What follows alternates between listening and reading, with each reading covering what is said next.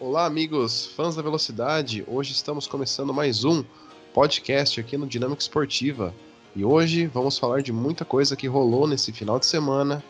Aqui comigo está Thales Cristiano.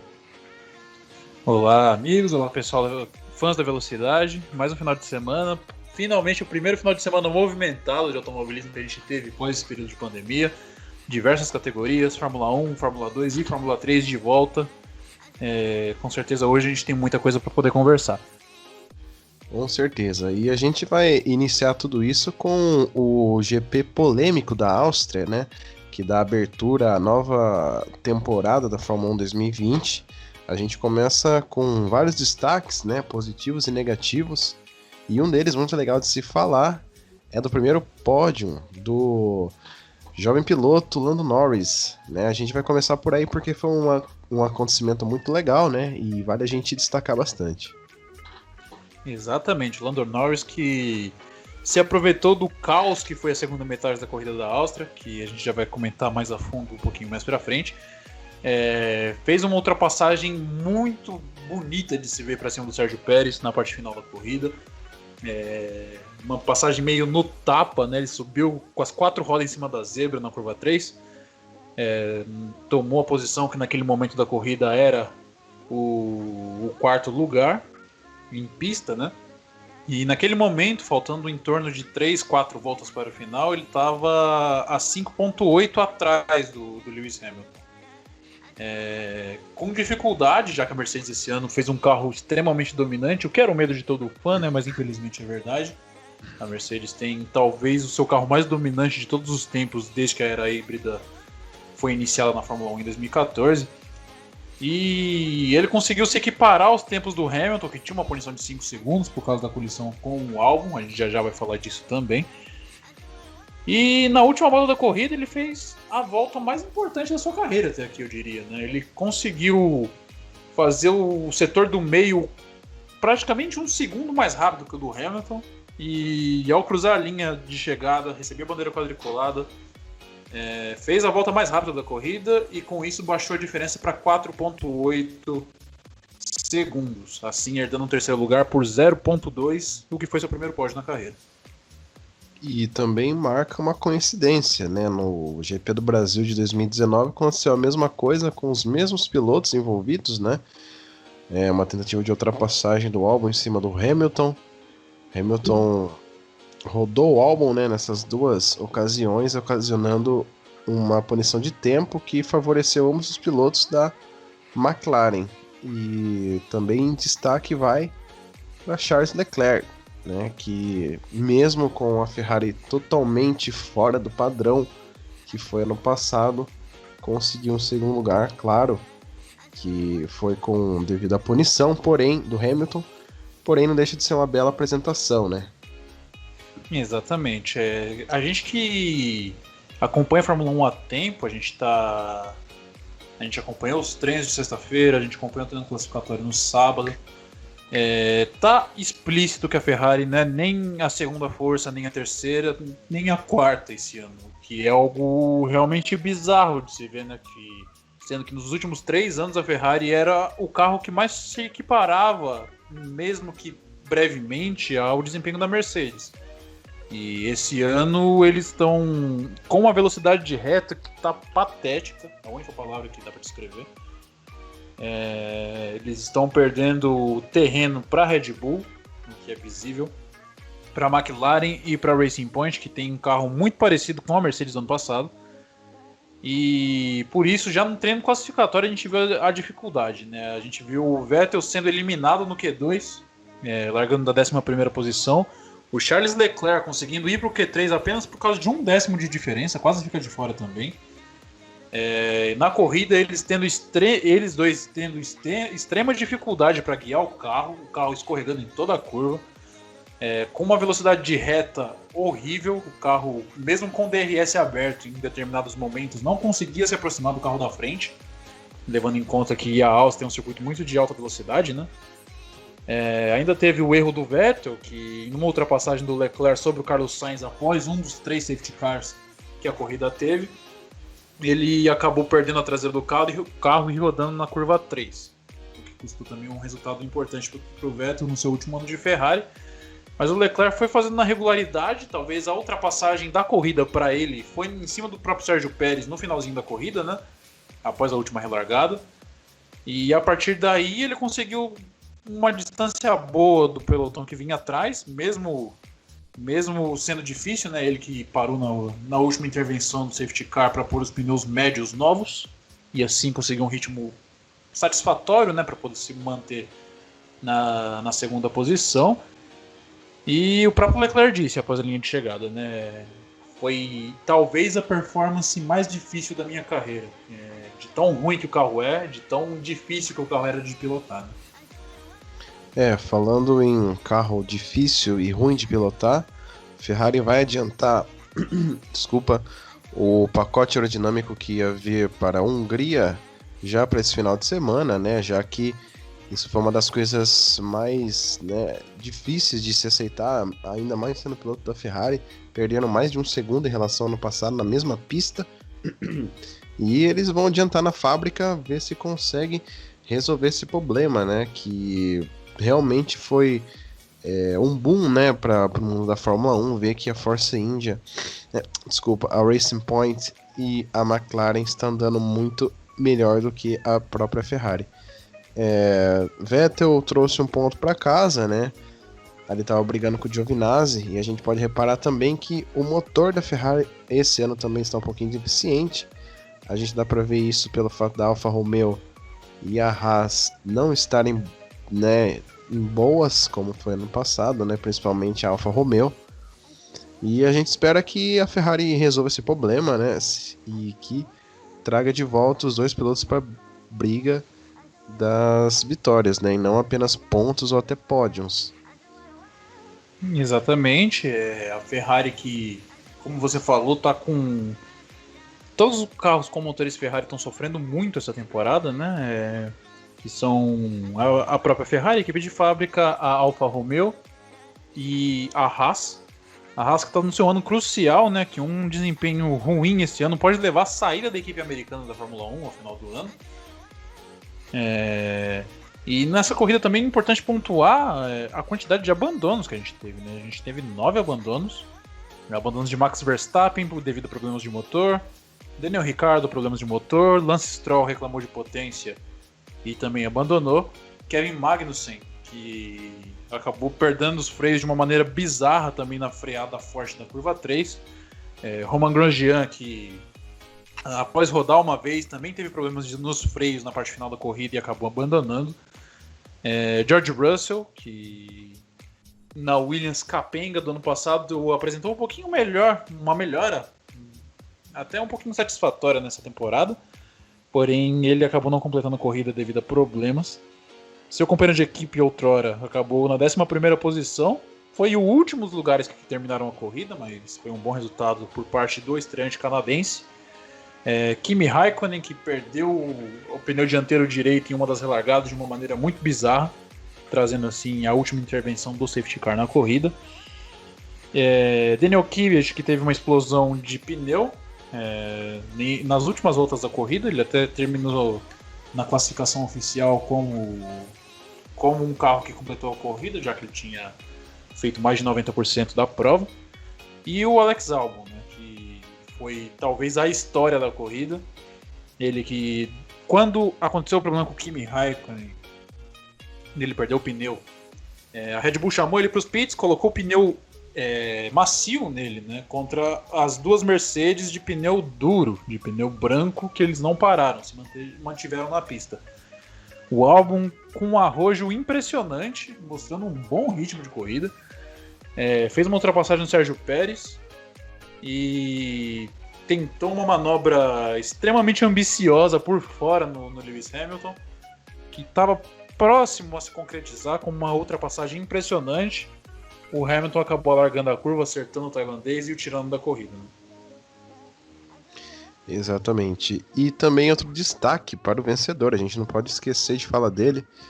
Valtteri Bottas, soberano, fez a pole e liderou a maioria das voltas, né? Se não for todas as voltas da corrida. Se eu não me engano, eu acho que foram todas, né? Porque Hamilton parou junto com ele na primeira. E impecável, né? Segurou a pressão de vários e vários safety cars, né? É coisa que a gente não via na Fórmula 1 há muito tempo, né? E segurou a pressão, venceu e saiu na ponta, né? Agora a gente resta ver se ele vai conseguir segurar e ter essa consistência que anda faltando no piloto finlandês, né? 8ª vitória, aí chegando a mais de 35 pódios, né? Se eu não me engano. E tá fazendo uma bela participação na Fórmula 1, né?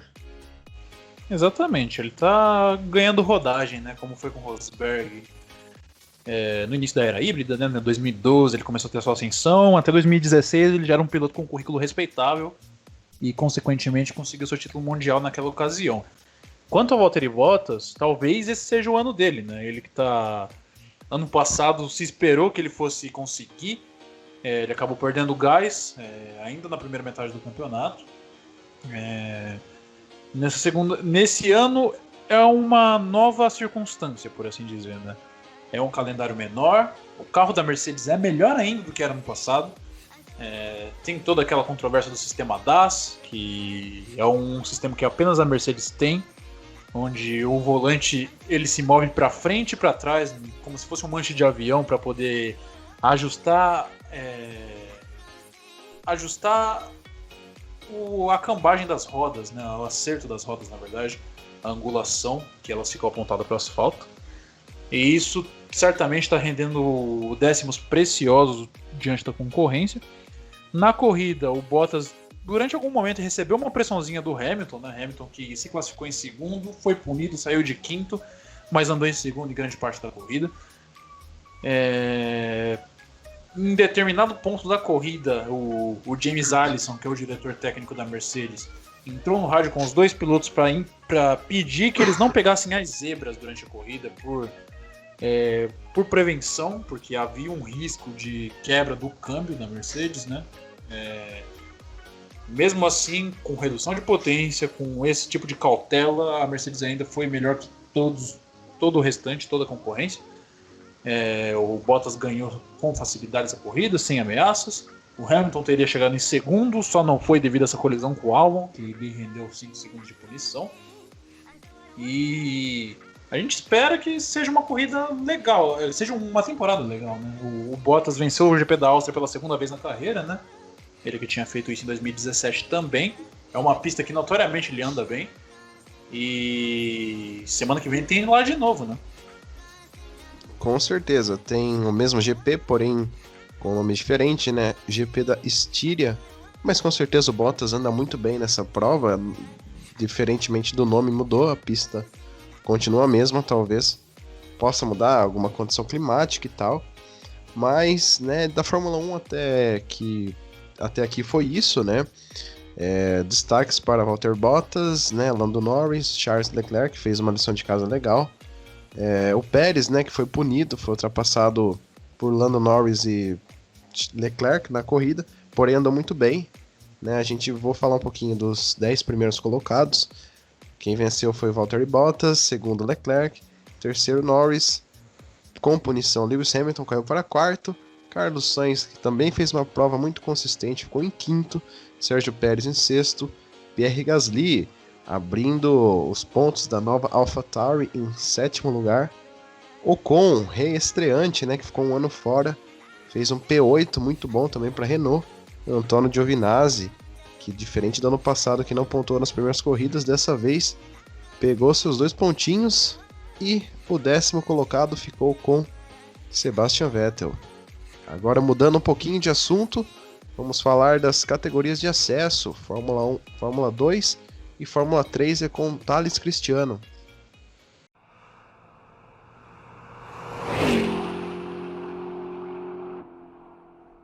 Exatamente.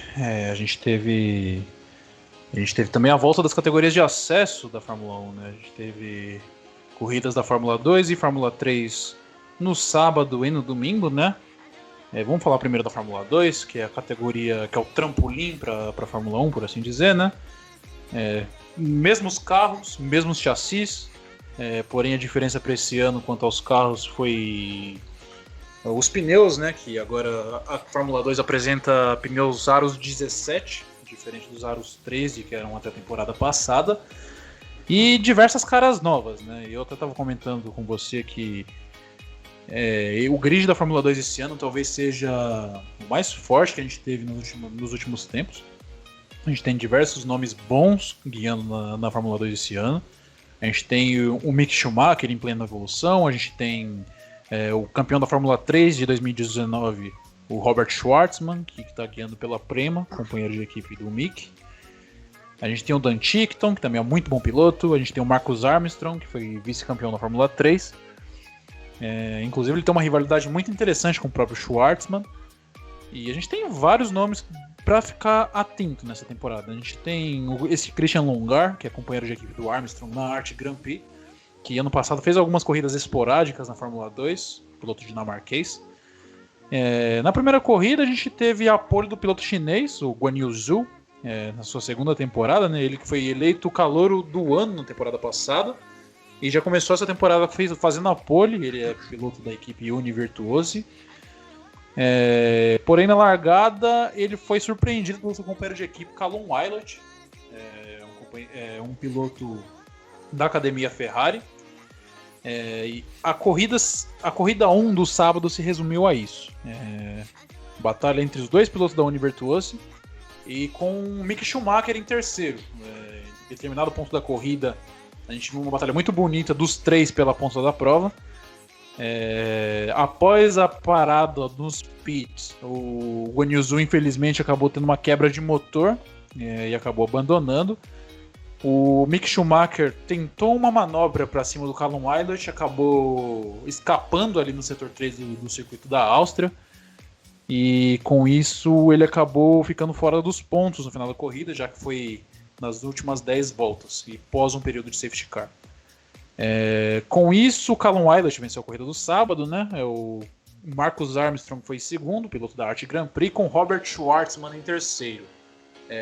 Na corrida 1 foi um fato bastante interessante, foi o Filipe Drugovich, brasileiro estreante, largou da segunda posição, ele é piloto da MP Motorsport. Ele tentou se manter no ritmo, porém, como ele tem um equipamento de certa forma um pouquinho inferior, ele acabou caindo, cruzou a linha na 8ª posição na corrida do sábado. Quem conhece a Fórmula 2 sabe que é grid invertido para a corrida do domingo, que é mais curta. O 8º vai largar em primeiro, quem venceu a corrida do sábado vai sair da 8ª posição e assim sucessivamente. Na corrida do domingo, que foi um pouquinho antes da Fórmula 1, a gente teve 12 voltas a menos que a corrida do sábado, né, como é de costume. Filipe Drugovich largou na pole, liderou do começo ao fim, fez a volta mais rápida e conquistou sua primeira vitória na temporada apenas na sua segunda largada na categoria, o que deixa a gente muito animado, né? O que pode ser que ele seja o futuro do automobilismo brasileiro. A Fórmula 2 que também tem outros dois brasileiros, né, no grid, tem o Pedro Piquet, também estreante, ele que chegou na corrida do domingo, chegou na 13ª posição, e na corrida do sábado também na 13ª posição, piloto da Charrus. E também a gente tem o Guilherme Samaia, que é um piloto que não se ouvia muito falar dele, né? Conseguiu uma vaguinha na Campus Racing. Na corrida do domingo ele cruzou na 15ª posição e na corrida do sábado na 16ª. Andou no final do pelotão nos 2 dias. O Filipe Drugovich, como eu tinha mencionado, fez uma excelente exibição. Foi muito legal de assistir o jeito que ele tratou com maturidade as batalhas dentro da pista. Segurou o Louis Deletraz, que estava em segundo, em alguns momentos da prova. Louis Deletraz, que é companheiro de equipe do Pedro Piquet, né, lá na Charrus. O terceiro colocado da corrida foi o Dan Tickton, piloto britânico da Dams. E foi assim que terminou o primeiro final de semana da Fórmula 2, né? A Fórmula 2 também vai ocorrer semana que vem, mais uma vez, no circuito da Áustria. E a gente já teve mais ou menos uma prévia de como vai ser essa temporada, muito disputada, né? Com certeza. Eu acho que um destaque muito positivo para o fã brasileiro é o Drugovich, né? Que com o carro da MP, que a gente sabe que tem toda aquela deficiência de ser uma equipe pequena, liderou de ponta a ponta a corrida, né? Demonstrando aí que é um menino que é do ramo, né? Exatamente, o Drogovic, que a carreira dele é financiada pela empresa dos pais, né, que é uma empresa de autopeças, se eu não me engano, a Drogovic, aqui no Brasil, tem diversas unidades, porém ele não tem um patrocínio forte de nome, como outros nomes da categoria, né. A gente, se for ver o grid da Fórmula 2, a gente tem Robert Schwartzman, a gente tem Callum Ilott, o Mick Schumacher, o Julian Alesi, que são todos pilotos Ferrari, da academia Ferrari, que querendo ou não já tem uma certa estrutura, né? Mas o Drogovic tem tudo para mostrar ao circo da Fórmula 1, que está ali todo final de semana, vendo as corridas preliminares, que ele tem futuro, né? Com esse resultado, com as duas primeiras corridas, a pontuação da categoria segue com o Callum Ilott, mesmo ele tendo ido mal, por assim dizer, na segunda corrida, chegou na 9ª posição apenas, ele ainda é o líder do campeonato com 27 pontos. O Robert Schwartzman, que foi 3º lugar na corrida do sábado e 4º lugar na corrida do domingo, é o 2º colocado do campeonato. E o Drogovic, com a vitória, pulou para a 3ª posição com 21 pontos, 6 atrás do líder. Falando um pouquinho da Fórmula 3, apenas mencionando, né? Fórmula 3 é um passo antes da Fórmula 2. A gente vê diversos nomes subindo da Fórmula 3 para a Fórmula 2 e às vezes para a Fórmula 1, como foi o caso do Alex Albon, como foi o caso do Ocon, como foi o caso do Charles Leclerc. A gente na Fórmula 3 temos 2 brasileiros participando, né, no grid de 30 carros. A gente tem o Igor Fraga, que é um piloto que vem do Sim Racing, né, que foi campeão mundial no Gran Turismo. Teve uma carreira muito bem sucedida lá no Japão e agora ruma sentido Fórmula 1 nesses novos passos dele na carreira. Ele que, para quem se lembra, para quem é do mundo dos games, né, no primeiro campeonato mundial do jogo da Fórmula 1, do jogo oficial, ele foi finalista, participou da final lá em Abu Dhabi. E é o primeiro piloto no meio dos monopostos que vem do mundo virtual para o mundo real e tá nessa sequência, né? Ele que é piloto da Charrus também lá na Fórmula 3. Na corrida do domingo ele acabou chegando apenas na 25ª posição. E na corrida do sábado, a primeira corrida, ele acabou saindo da última posição por causa de problemas de motor no qualifying. E mesmo assim ele fez uma boa corrida de recuperação, subindo até a 16ª posição. O outro piloto brasileiro que a gente tem na Fórmula 3 é o Enzo Fittipaldi, que está sendo piloto da HWA, que é a equipe que tem vínculo técnico com a Mercedes, né, que também tem equipe na Fórmula 2. Na corrida do domingo ele foi 9º colocado. Na primeira corrida do sábado ele chegou na 18ª posição. Exatamente, esses foram os destaques da FIA Fórmula 2 e Fórmula 3.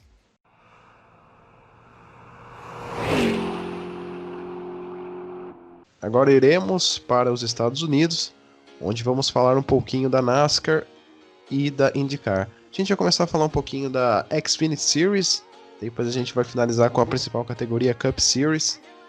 E a NASCAR correu a primeira vez no misto de Indianápolis no sábado, no dia 4, com a Xfinity Series. Chase Briscoe, numa batalha muito legal nas 3 voltas para o fim, junto com ele Austin Cindric e Allmendinger.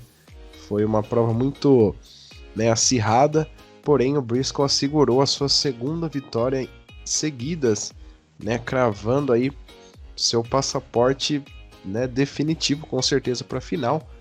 E um destaque muito negativo, eu acho que Austin Cindric, apesar de ter liderado o maior número de voltas, não conseguiu segurar a pressão, fez bobagem com o Allmendinger nas voltas finais e sobrou para o Chase Briscoe, que em algumas voltas ele fez um erro, passou reto numa curva, porém a briga dos dois entre o carro 16 e o 22 ocasionou na vitória para o número 98. E agora a gente foi só completando, foi um final de semana bastante interessante nos Estados Unidos, que foi o final de semana do Dia da Independência, que foi o dia 4 de julho, lá, feriado nacional nos Estados Unidos. A gente teve no circuito de Indianápolis Xfinity Series e Indy no mesmo circuito. circuito misto de Indianápolis. No domingo a gente teve a Brickyard 400 no oval, que foi a categoria principal da NASCAR. Exatamente. E agora a gente queria ver também a Cup Series andar nesse misto, né? Que para quem gosta de corrida adora ver a NASCAR, né, se pegando nesses circuitos mistos. Foi uma jogada muito legal do Roger Penske, todo o corpo de desenvolvimento e direção da NASCAR, né, que faz o teste com o Xfinity. Tem tudo para sediar aí a Cup Series também, né? Eu acho que seria mais do que legal ver esses carros andando no misto de Indianápolis. Foi uma prova muito emocionante. Mais uma vez, os pistoleiros, né, de mistos andaram sempre na frente, né? Allmendinger, Chase Briscoe, que sua primeira vitória na Xfinity foi ano passado, no Roval de Charlotte, tem muito habilidade, né, nesse tipo de pistas. Austin Cindric também, né, que venceu suas 2 únicas vitórias ano passado, foi em misto. Foi legal de se ver os carros, né, andando com 2 rodas, né, passando nas zebras. Posta muito legal, gostei da corrida. Mais uma vitória pro 98 e encaminhando pro título, né? É um menino que merece e, né, abre o olho aí da galera da Cup Series, né? Que parece que é um cara muito consistente pelo que tá se mostrando, né? Exatamente. O Chase Briscoe que vem impressionando muito pelo que ele vem apresentando nesse ano, né? A atuação impecável, atrás de atuação impecável. É de longe o piloto mais notável nessa temporada na Xfinity Series. Outro detalhe interessante de assistir essa corrida no misto foi as reduções, né? A gente sabe que os carros da NASCAR têm apenas 4 marchas, né? Aquele motor V8 com 4 marchas, câmbio em H. As várias mudanças de marcha durante a corrida é algo hipnotizante pra gente que viu, né? Na tarde do sábado. E como você mencionou, a gente teve uma batalha sensacional pela vitória dessa corrida, né? O Chase Briscoe ficou na liderança, conseguiu abrir uma distância, depois começou a ser fortemente pressionado pelo AJ Allmendinger no carro 16 da Kaulig. O Austin Cindric, que liderou toda a primeira parte da corrida, levou uma punição por queima de relargada, mais ou menos na metade da corrida, ainda no segundo segmento, se não me engano. Conseguiu chegar no finalzinho da corrida para brigar também junto com os outros dois. E aí os três começaram uma batalha ferrenha pela liderança, né? O que permitiu que outros 2 chegassem para a briga também, que foi o Justin Haley e o Noah Gragson. Só que na penúltima volta, uma tentativa meio que precipitada do Austin Cindric de ultrapassagem pela segunda posição no AJ Allmendinger na chicane, que fica ali, se eu não me engano, ainda no primeiro setor do circuito. Colocou os 2 carros de lado na reta oposta e eles acabaram perdendo espaço para Chase Briscoe e também perdendo a segunda e terceira posição para o Justin Haley e para o Noah Gragson, respectivamente, abrindo caminho assim, para o Chase Briscoe vencer mais uma. Atuação impecável dele. Quinta vitória dele, só né, elogios. na temporada. Isso, exatamente. Só elogios pro Chase Briscoe. O Justin Haley, que vem correndo por fora com boas atuações na Xfinity Series, né? Ele que ano passado conseguiu ganhar ano retrasado, na verdade, conseguiu ganhar uma corridinha na sorte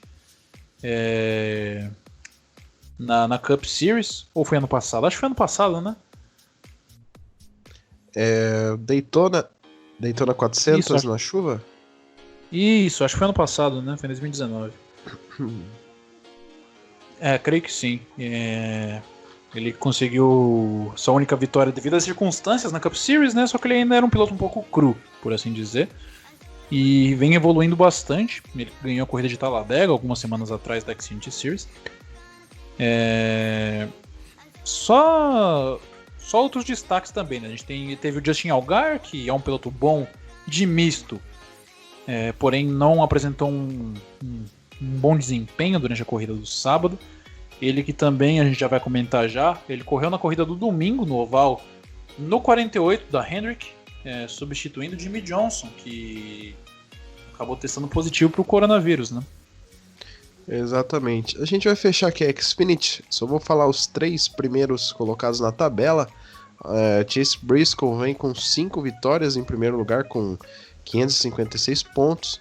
Noah Gragson, no número 9, da equipe do Junior Motorsports com 535, tem 2 vitórias na temporada, ele que não ia bem ano passado, ganhou 2, e Austin Cindric, né, para variar, 100 vitórias, está em terceiro lugar com 495, e agora puxando o gancho do Thales, vamos para a Cup Series no domingo, andou no oval da Indianápolis, né, no sentido da Indy 500, prova dominadíssima pelo Hamlin e o Kevin Harvick, que a gente tá vendo pós-quarentena, né, nessa volta dos esportes, esses 2 carros sempre dominando. Tá impossível de pegar o Harvick e o Hamlin. Se não fosse um furo de pneu dianteiro direito do Hamlin, com certeza ele teria vencido. Vitória caiu nas mãos do Kevin Harvick, que segurou, né, as relargadas. Atrás estava o Matt Kenseth, né, que fez uma boa prova, terminou em P2, e mais uma do The Closer, né? Exatamente, o Kevin Harvick fez uma atuação sensacional. Detalhe para a ultrapassagem dele no segmento número 2, eu acho, que foi uma ultrapassagem tripla indo para a curva 3. Chegou a colocar 2 rodas na grama, né? Isso, exatamente. Uma ultrapassagem sensacional que ele fez.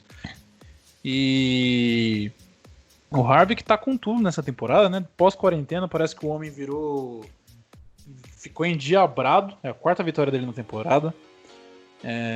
Como você bem ressaltou, o Matt Kenseth, desde o seu retorno no 42 da Ganassi, tava tendo um pouquinho de dificuldade, só que ele tirou uma atuação do bolso sensacional nesse final de semana. Tava andando na 3ª posição até a batida do Denny Hamlin. O Denny Hamlin liderava a corrida na parte final e bateu no muro da curva 1, da curva 2, se eu não me engano. Tinha uma bandeira muito severa, muito forte, acabou tendo um abandono imediato. Destaque também para acidentes que envolveram o Martin Truex Jr., que ficou fora devido a isso. O Eric Jones, outro carro da Joe Gibbs, que bateu e acabou pegando fogo, também abandonou a corrida. E a temporada sendo amplamente dominada por esses 2, hein? Quem diria? Com certeza, né? 2 quarentões aí, né? Harvick já passou dos 40 e o Hamilton também, né? Parece ser o ano dele, o carro número 11, que já que a equipe Joe Gibbs não tá andando bem com os 3 carros, exceto ele, apenas o Martin Truex tem uma vitória, e parece que o Hamilton tem que superar essa coisa que ele tem de não vencer campeonato nos playoffs, né? Porque com certeza esse carro dele tá de outro mundo, né? O acerto que a equipe do 11 conseguiu para essas pistas, dando um carro tão bom para ele, é de se impressionar, né? Ele e Harvick estão carros, né, surreais. E outro destaque negativo, né, é a Penske. O Blaney bateu já se eu não me engano, primeiro ou segundo estágio. O Logano fez uma prova horrível. Keselowski terminou em 4º, porém também apagadíssimo, né? É uma pena que parece que o Roger Penske sempre coloca mais as suas fichas na Indy e deixa de lado a Cup Series, né? Xfinity não precisa nem falar nada, tá abandonadíssima. A gente espera que a Penske volte a vencer, né? Porque também o motor Ford, o mesmo do Kevin Harvick, talvez não mais preparado do que o dele, porém também um Ford é um carro muito bom, né? É um foguete de começo, né? De short run. Então a gente pode ver o Logano anda muito bem nas primeiras voltas, mas ele vai perdendo muito gás. Não é de hoje que isso acontece. Keselowski, muito apagado, né? Muito discreto esse ano. E também destaque pro Cole Custer, né? Que terminou no top 5. Fez uma bela prova, né? E é isso. É uma pena também pro Di Benedetto, que vinha fazendo uma boa prova. Se afobou a ultrapassar o Austin Dillon. Terminou em 19º. Um outro cara aí que precisa estudar bastante, porque ele faz boas provas, porém sempre se envolvendo em acidente bobo, né? Exatamente. Um destaque interessante que você acabou de mencionar é o top 5 do Cole Custer, né? Piloto de 22 anos da Stuart Haas, piloto do 41. E é o primeiro top 5 da carreira dele na categoria principal, né? Conseguiu andar bem. Ele que Chegou um pouquinho novo na Cup, né? Um pouquinho. Dá pra ver que ele sentiu um pouquinho do baque, não consegue apresentar bons resultados. Destaque também pro Bubba Wallace, que chegou na 9ª posição. E pro Michael McDowell, piloto do número 34 da Front Row Motorsport. E conseguiu tirar um bom resultado com esse equipamento inferior, né? A gente mencionou que o Jimmy Johnson, ele acabou testando positivo pro coronavírus. Justin Allgaier pegou o carro dele 48, acabou batendo logo no começo da corrida, abandonou. Tinha uma expectativa muito grande em cima do Jimmy Johnson para essa corrida, porque esperava-se que ele fosse testar o carro da Chip Ganassi na Indy, no circuito misto, sendo assim seu primeiro teste na Indy. Ele provavelmente pilotaria o carro número 10, o Felix Rosenqvist. Porém, esse teste positivo dele para a doença acabou anulando todos os planos. Ele que está suspenso, por assim dizer, de competir por tempo indeterminado, por questões médicas mesmo, né? Essa doença que vem assombrando todo mundo. E já estava difícil para ele conseguir uma vaguinha para os playoffs na sua temporada final, vai ficar mais difícil ainda, né? Ele que está na beirinha da zona de corte, está apenas 30 pontos acima do Facão, na 15ª posição. E vamos ver o que o restante da temporada regular reserva para ele, né? Com certeza. Jimmy Johnson que, por azar, né, ironias do destino, seu primeiro teste foi adiado pelo fato do Covid, né, com a McLaren, e agora ele foi testado positivo. Uma pena, porém ele já deve estar se recuperando muito bem, vai voltar para o 48. Espero que ele feche esse ano nos playoffs, né? Destaque negativo também para Eric Jones, que está fora dos playoffs com 354 pontos, e todos os outros pilotos da Joe Gibbs estão dentro dos 16º colocados. Exatamente, um ano de corda do pescoço para Eric Jones, que está sofrendo fortes ameaças do Christopher Bell para o ano que vem, né? Ele que terminou na 12ª posição, pilotando pelo carro 95 da Leavine Family. O Eric Jones que quase ganhou a corrida de Talladega, né? Cruzando a 3ª ou 4ª posição, não me recordo agora. Vamos ver se ele consegue cavar uma vaguinha nos playoffs. E nos playoffs a gente sabe que é diferente, né? A gente vê zebras acontecendo, ainda mais nesse formato. E a temporada vai se afunilando para o final da sua temporada regular.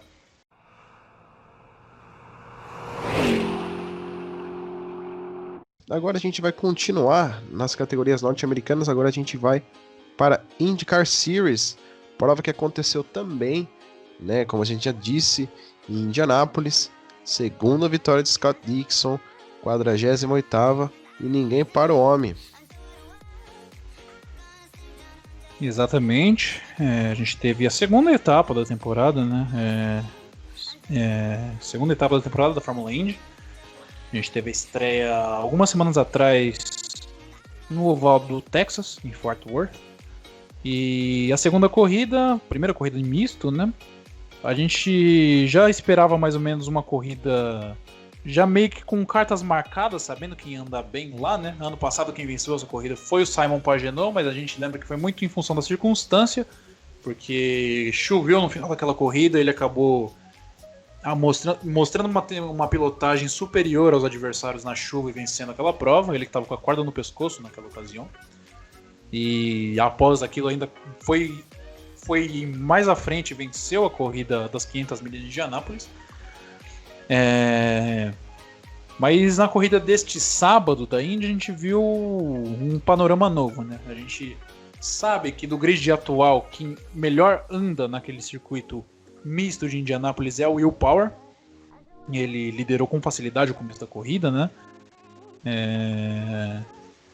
Sem dificuldades, disparou na frente do Jack Harvey, que foi o que largou da segunda posição. Liderou 28 voltas, porém teve problemas no pit, né? Ele acabou deixando o carro morrer em uma das paradas, errou a estratégia e acabou caindo lá para trás. Não foi nem entre os 10 primeiros ele acabou ficando, né? Acabou terminando na 20ª posição.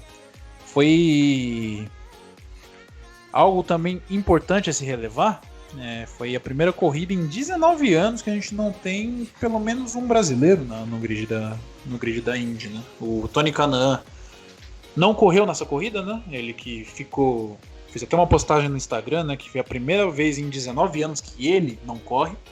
O carro número 14 da AJ Foyt ficou para o Dalton Kellett. E a gente teve também outras atuações a serem destacadas, né? A gente viu o Rinus VeeKay no carro 21 andando muito bem.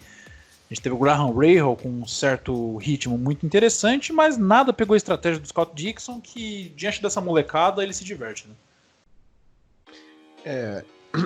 Isso mostra o quanto a categoria ela tá falhando em... Eu nunca quis dizer isso da IndyCar, mas ela tá falhando em muita técnica, muito piloto experiente, né? Scott Dixon, que é um cara do ramo, né? Vem lá de 20 anos de Ganassi. Infelizmente Infelizmente não, né? Mas ele tá dominando aí, dando de braçada nessa galera aí. Únicos aí que eu creio que tem um futuro muito bom na categoria é Colton Herta. Terminou em 4º lugar, né? Prova boa também para Rinus VeeKay, né? Marcus Ericsson andando mais do que o Rosenqvist. É uma surpresa pra gente, né? E é isso. Ganassi, mais uma vez, com certeza tem caminhando no título pro Scott Dixon, porque ele já tá com mais de 100 pontos no campeonato. Mais até que ele tá, vamos ver aqui, 29 pontos à frente do Simon Pagenaud, né? E eu acho que o campeonato já tá ganho mais uma vez. Vai entrar aí pro hall dos Hexa, né? Que eu acho que só tem ele. Vai ser Hexa campeão da IndyCar, embalar mais de 50 vitórias e vai nadar de braçada mais uma vez em cima da molecada, né?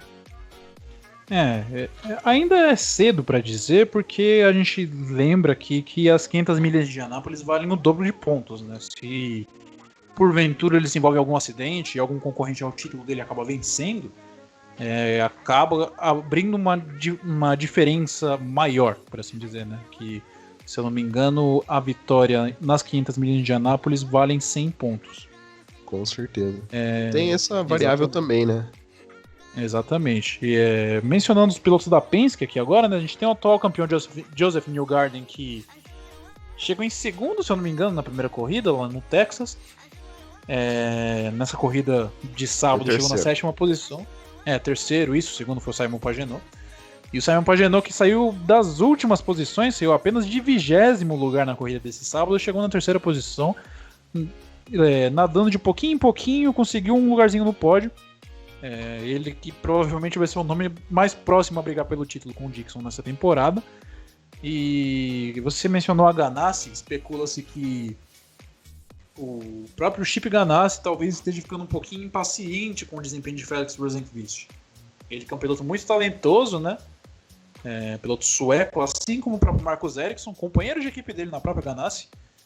Porém, o Rosenqvist ainda não conseguiu vencer uma corrida, não conseguiu apresentar resultados satisfatórios. A gente lembra aqui que ele está na sua 2ª temporada na Indy. Seu melhor resultado foi em Mid-Ohio ano passado, né? Que ele bateu rodas com o Dixon na última volta pela vitória daquela corrida. Brigou com o mesmo Dixon pela vitória na última corrida no Texas, só que acabou cometendo um erro bobo e batendo sozinho, jogando todos os pontos fora. E na corrida desse sábado ele foi apenas o 15º lugar. Então, certamente, ele é melhor do que era o Ed Jones, que era seu antecessor no banco do carro número 10 da Ganassi, mas mesmo assim ele não vem apresentando um resultado satisfatório, né? Um resultado que se espera do carro número 10, que já foi do Dario Franchitti, um dos melhores pilotos de todos os tempos da IndyCar. Ele só está apenas na 20ª posição na tabela, enquanto seu compatriota está em 10º, né? Marcus Ericsson vem fazendo aí sua lição de casa, né? Trazendo os pontinhos. E é o que se espera dele, né? Não é um piloto excepcional, porém tá andando mais do que Rosenqvist, que é um piloto muito bom. O pódio da corrida foi Scott Dixon, vencedor, Simon Pagenaud em terceiro lugar, e Graham Rahal em segundo lugar.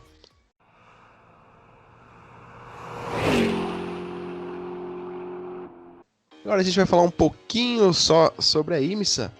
Foram as 2h30 de Daytona, prova que foi vencida pela dupla de Jonathan Bomarito e Harry Tincknell, da Mazda.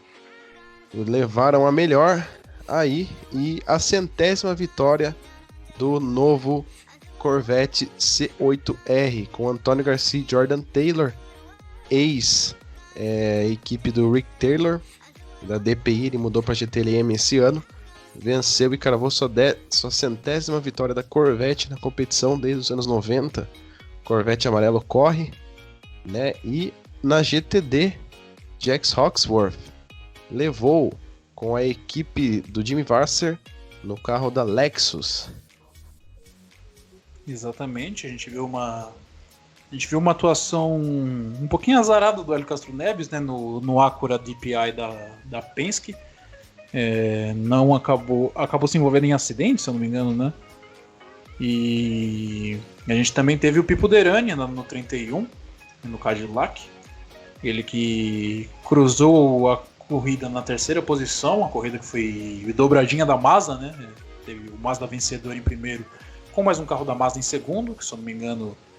Qual que era o outro piloto da Mazda? Harry Tincknell. Isso, o carro que chegou em segundo lugar era a Mazda também, né? Oliver Jarvis e o Tristan Nunes. Isso, o carro do Jarvis cruzando a 2ª posição. A Mazda que ano passado conseguiu algumas vitórias na IMSA, né? Porém não conseguiu batalhar pelo título daquela temporada, né? E esse ano eles querem reverter isso, né? A gente vê a Penske tendo diversos problemas, alguns azares, né? A gente vê a maioria com o carro do Castro Neves, mas volta e meia a gente vê o Montoya envolvido em problemas também. Porém, Montoya e Cameron foi campeão do ano passado, né? Isso, exatamente. Atuais campeões da categoria.